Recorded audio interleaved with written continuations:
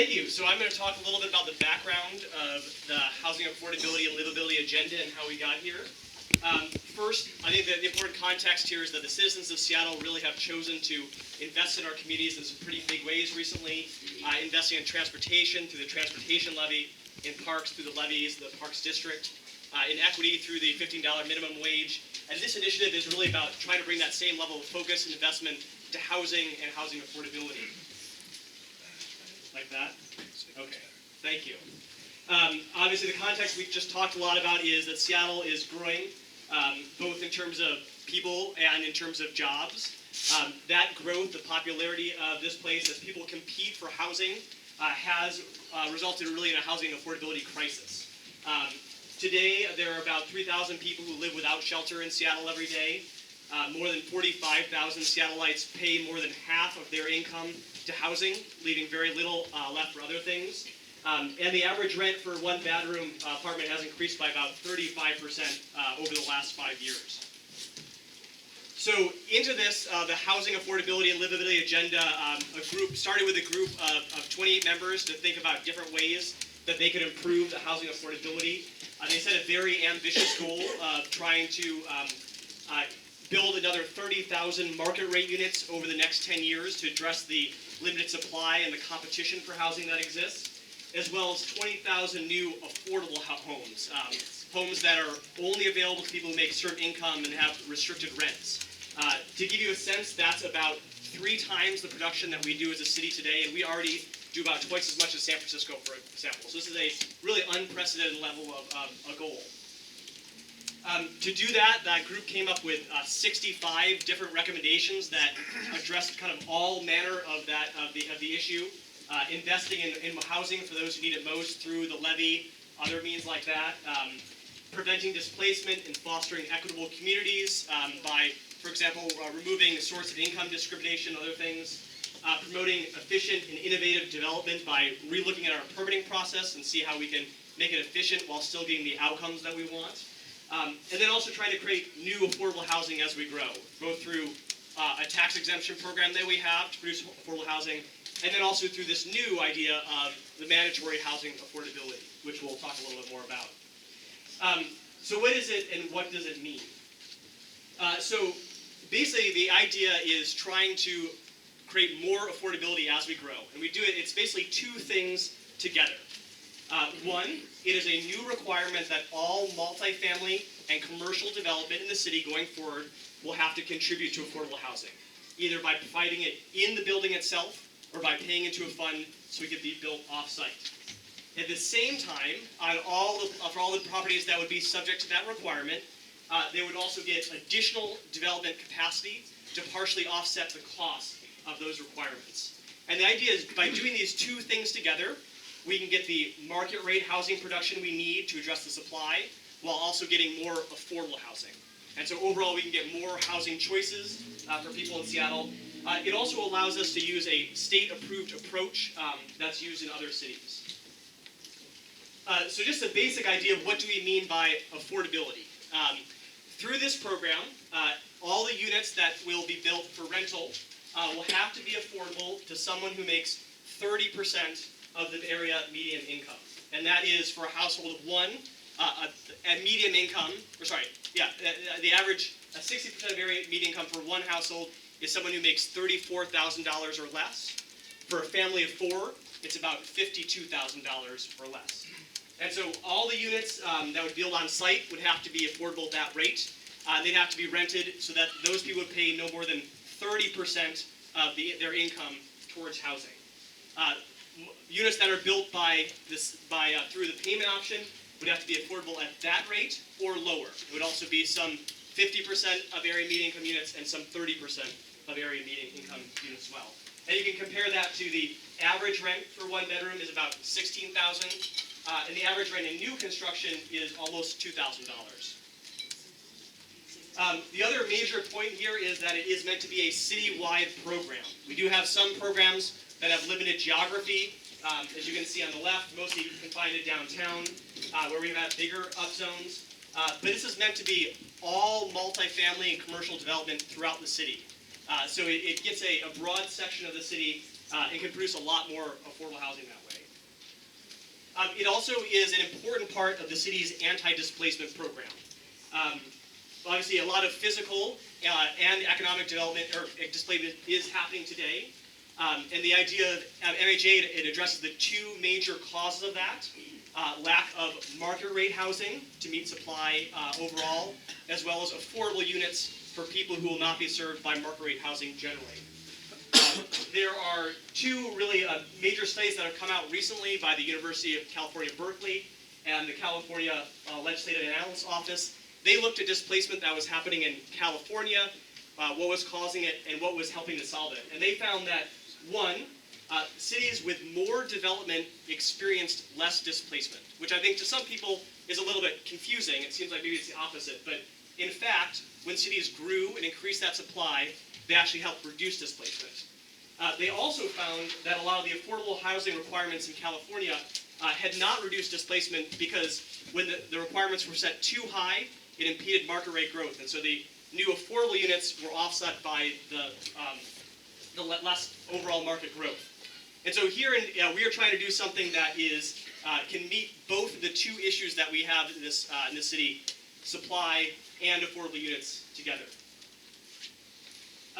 Also, just taking a second to talk about what it means. Obviously, we haven't talked about the proposal, but I think a lot of people, one of the major concerns is what does this mean in terms of people here?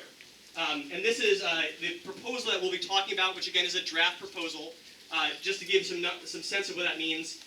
In the Alaskan Junction Urban Village, there are about 3,880 homes today.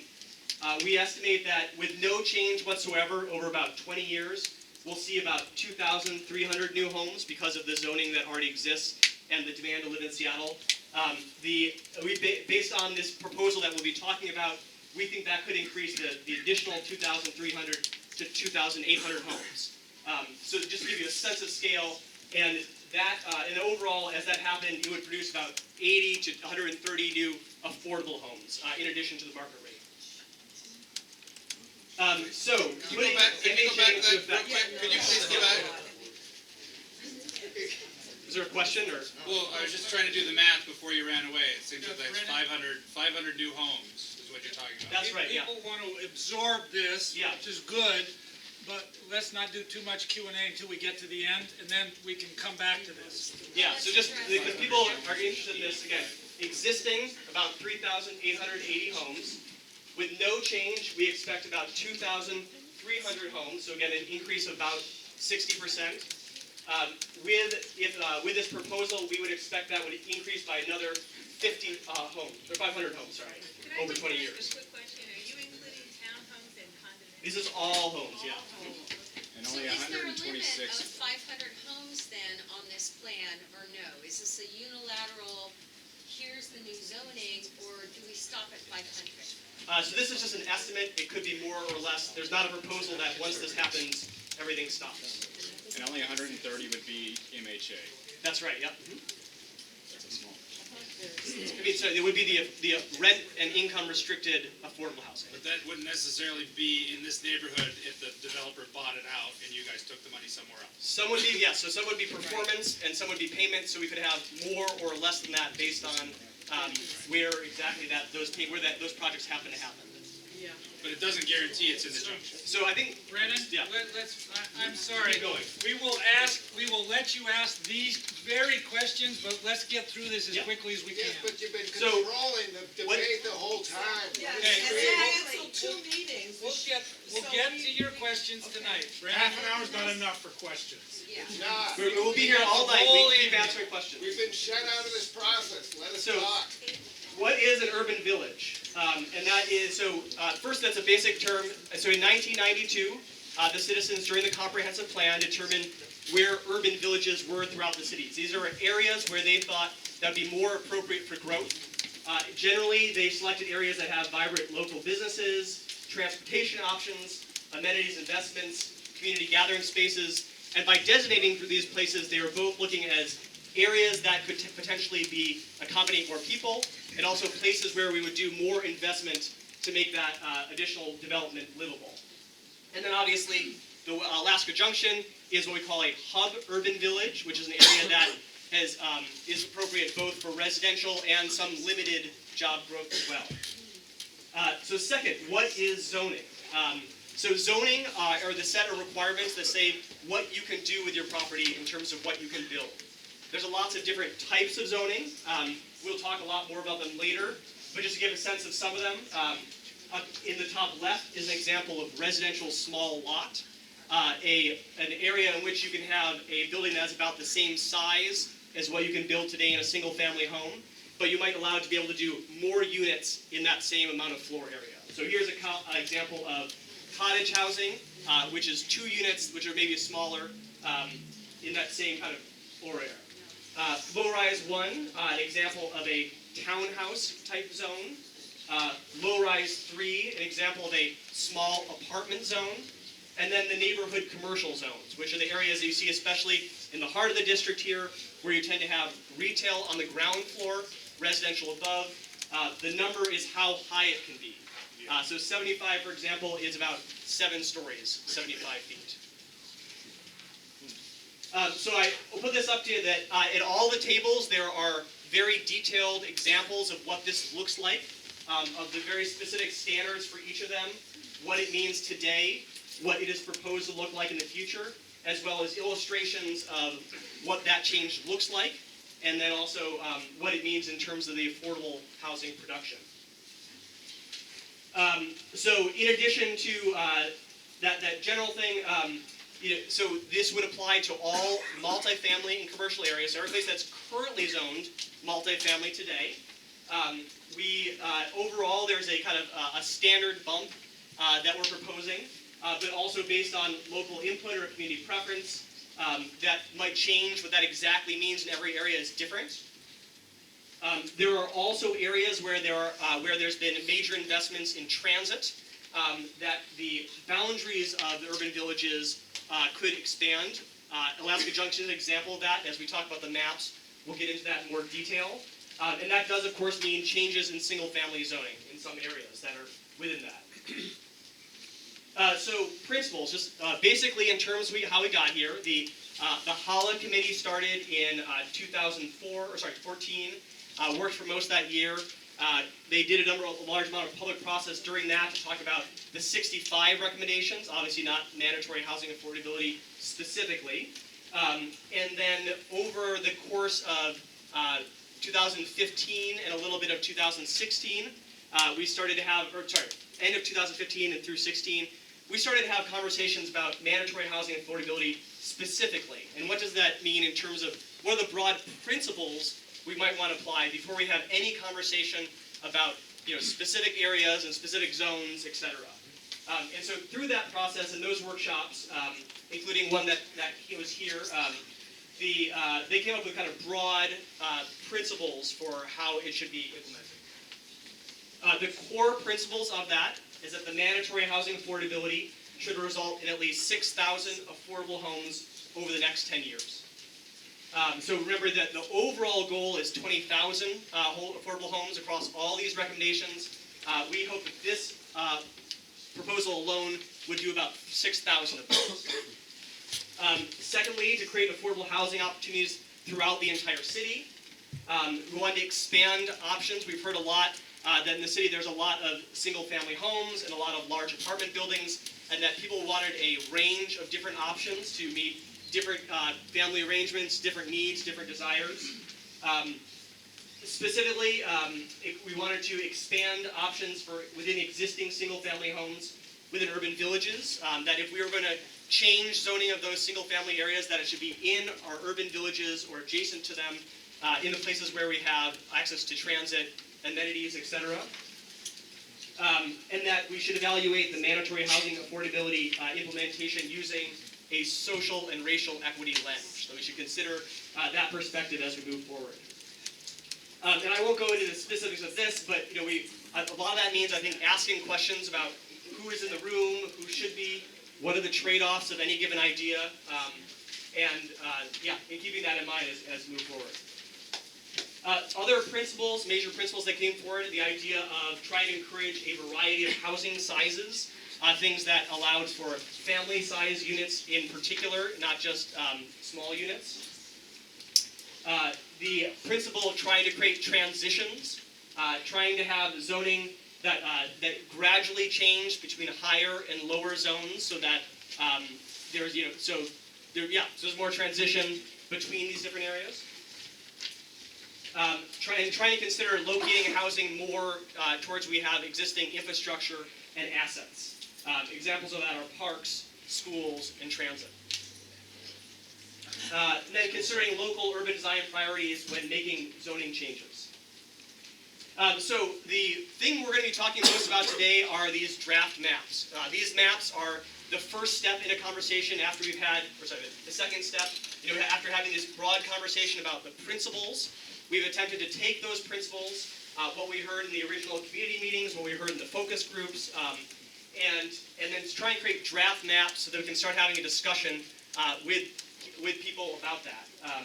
Just real briefly, as we took those principles and applied it locally, there were some local considerations. One, we're thinking that applying that principle would suggest we should retain the highest densities kind of along the Alaskan transit spine, Alaska Way transit spine. Transitions from these, we should want transitions that go from these higher heights to single family. We are proposing to expand the urban village boundary where it's within a 10-minute walk from Alaska between Fauntleroy and California, but excluding the steep slope to the west. So basically, looking at where could you go walk within 10 minutes from a transit stop that is along that Alaskan spine.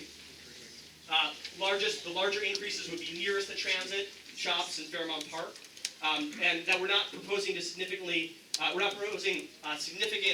changes right next to where a future light rail stop might be, because that is still a long ways away and the location is unknown. So there were some people that wanted kind of more right where that is, but that is still an unknown. So shouldn't we wait? Yeah, so how do you keep zoning in that area? So we're going to be talking about the zoning maps. That's going to be the heart of the conversation. I apologize. We want to get to these small groups so everybody has a chance so they can talk and have a conversation.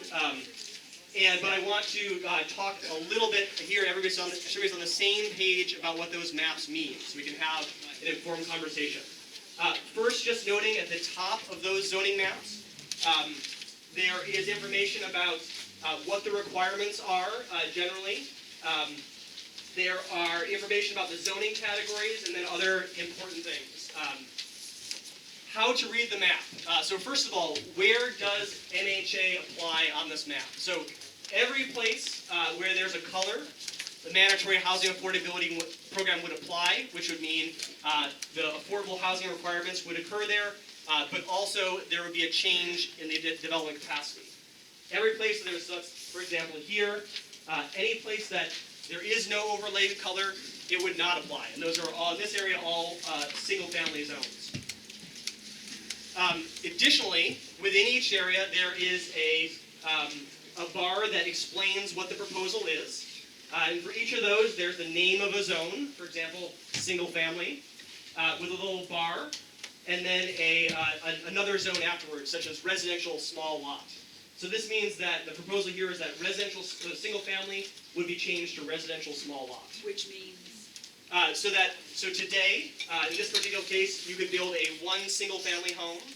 In the future, you could build the same amount of floor area, but you could split that up so that maybe you had 2 units instead of 1. I thought it was 3 units. It depends on how big your lot is. So if you have a 5,000 square foot lot, it would be 2 units. If you had a 6,000 or 7,000, that would be 3.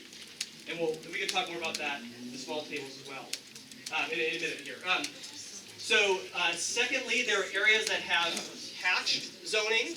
They have these little hatches across them.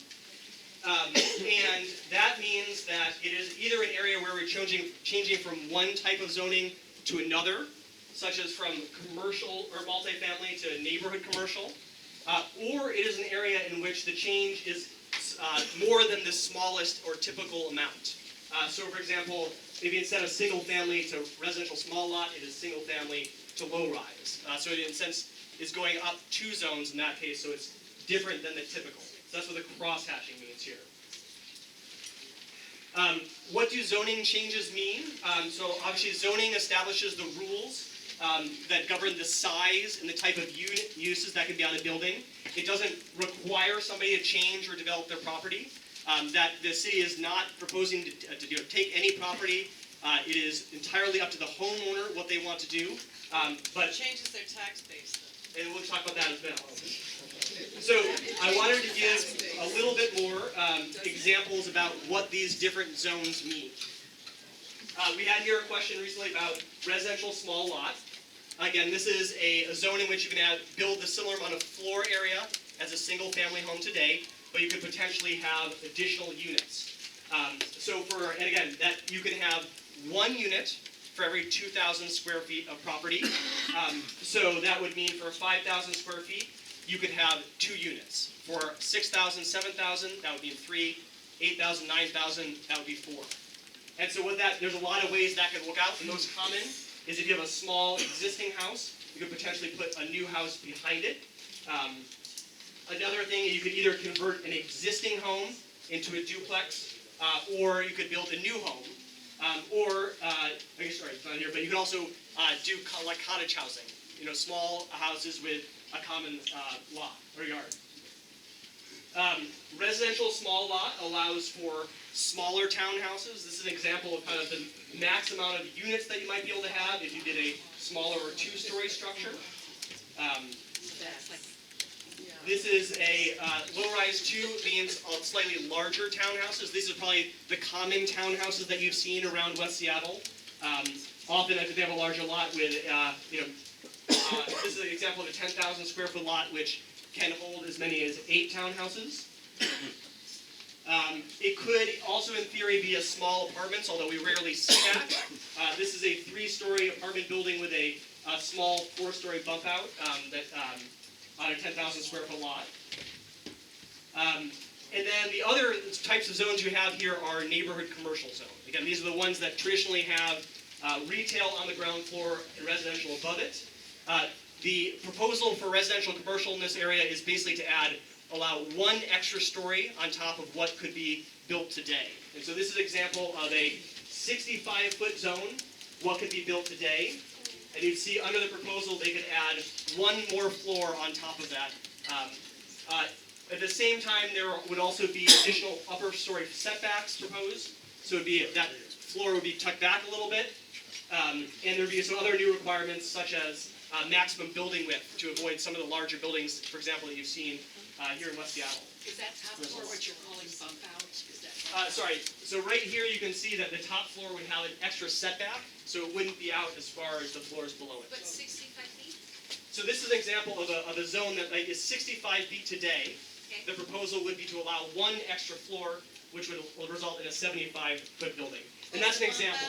The neighborhood commercials here vary from 40 all the way up to 85 today. What's the bump out? It's a setback. Okay, that So makes more sense. you can see up here this top floor is set back more from the street than the water line. Is that part of the 75 feet, or is that in addition to the 75 feet? It's not an up, it's a back.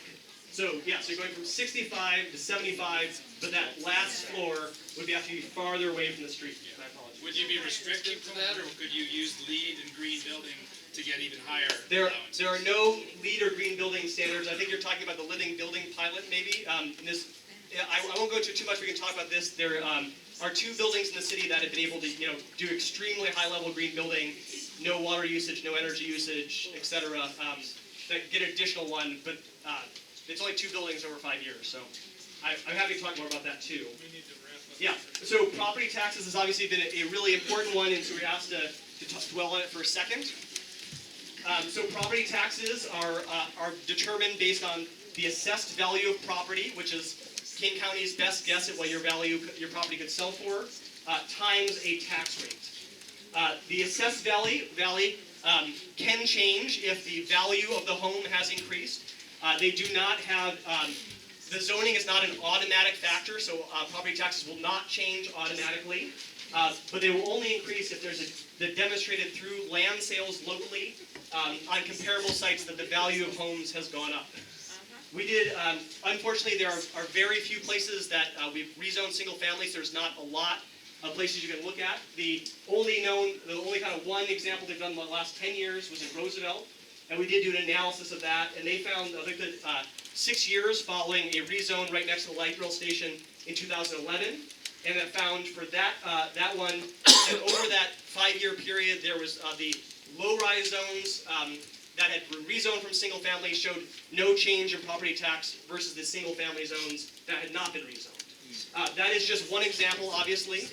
Over time, as that becomes more developable, that could change. Okay. Sorry, repeat is that conjecture or fact? That is fact. That is, so we looked, so let's say it again, thank you. So what we did is that there was a rezone in Roosevelt, right near the light rail station. There was a group of single-family parcels that were rezoned to low-rise, no mandatory housing affordability requirements in that case, because it was previously. We looked at those properties that were single-family, that were rezoned to low-rise, and compared them to the adjacent single-family blocks that were not rezoned, and there was no noticeable difference in property tax rates over 5 years between those parcels. Was there any What development? years did that occur in?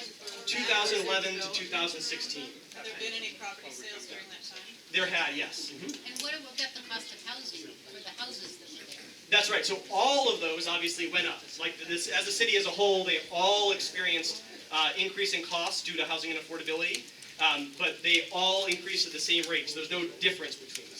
Has any of that property been redeveloped in that 5 years? Are you just about done? I'm very close. So We what can, we've been we can hearing. come back and ask some more questions about the taxing issue. This isn't your meeting. Okay. Are you referring to actual taxes paid? So Actual taxes paid, yes, because the rate's the same for everybody. yeah, but if my land value goes up and I'm paying the same rate, I'm paying more taxes. My apologies. It's the amount they paid. The tax rate is the same for everybody. It's the amount they paid. I'm confused. Okay, we'll come back to this. We'll come back to this. Brennan, let's just get through this so we can get to the questions. We want, obviously there's been a lot of process to date, but this is really the beginning of the bigger process here, but we did want to just talk a little bit about what we've been hearing, so people are aware. One, we've been hearing a lot of concerns about changes to existing single-family zones. We've been hearing a lot about both the benefits and challenges of growth generally. Obviously, this is an area that has experienced a lot more growth than other parts of West Seattle. We've been hearing both about the benefits of that in terms of shops and also the challenges in terms of traffic, etc. We've been hearing a lot about impacts on property taxes, the desire for more rapid line C buses, which we're working on, and also interest in more density specifically near the future light rail station. Which we don't know they are right, exactly.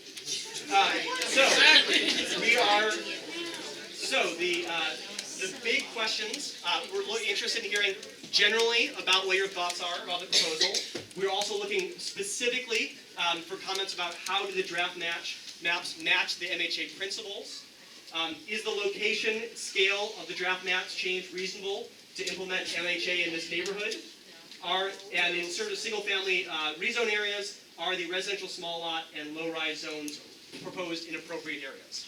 So that's where we're gonna, and I really appreciate that you're suffering through this so we can get to the small groups and really have that conversation. I want to talk just really briefly about other ways to participate. Obviously, this is kind of the middle of a very, very long process. We had a series, so we had a conversation about the principles last year. We had a series of large community meetings. We're now in the middle of these urban design workshops in neighborhoods throughout the city. The next steps, we're also kind of concurrently doing what we call an environmental impact statement process, where we've been looking at what does this mean for transportation and parks and trees and sewage and all that stuff. We'll have that draft enormous document out in March of this year. We will have a final, first a draft, the comment period, and then a revision, probably at the end of May, more likely June. We will continue having conversations like this all the way till June 30th. Then we will redo the proposal. Something will go to council, and then there'll be another round of process while it's at council. They'll be discussing it especially in 2018, and then so council vote potentially would be in the first half of 2018 or maybe later. So that's just quick about the process. There's also online dialogue or options as well. I have a clarifying question. You keep talking about how this has been a really long process. Yeah. And I understand you've been working on it for a long time. But I have to be honest, as a resident of nearby this junction, first I ever heard of any of this was a mailer that came out in the fall. And I'm curious how many people in this room were involved in that extensive outreach that you say happened on the earlier part of this project. I wasn't invited to be part Yeah. of the committee. Sure. So the question for everybody is, let me ask more statement about. It's all right. Well, you are restating the question and then answering it. Katie, can your team start to circulate amongst the crowd and collect the forms so we can get as many questions answered as quickly as possible? So. Yeah. So. Half an hour is not enough time. So we want to address. There's a question about what was the public process and the feeling that people are just hearing about it. And so yes, as with every long process that we're trying to engage a lot of people are going to continue to hear about it in the middle of the process. Obviously the first process was with the housing affordability and livability agenda itself, talking about the broad work that was going on. We had a public meeting in this room in 2014. Definitely less than what attended this, more like 50 to 80 people. We had focus groups of about 120 people. There were, I think, 4 or 5 that were specifically from Alaska Junction. Do you want to raise your hand if you're here tonight? I don't know if any of them guys can make it. In the fall, we did do a mailing to everybody who was 120,000 properties that were could potentially be impacted by this. And that, I think you're right, kind of started to get people aware of what was happening. And then obviously at each meeting we have, we try and communicate that through a variety of different sources. And so obviously, depending on that and who hears it, new people keep hearing at each meeting.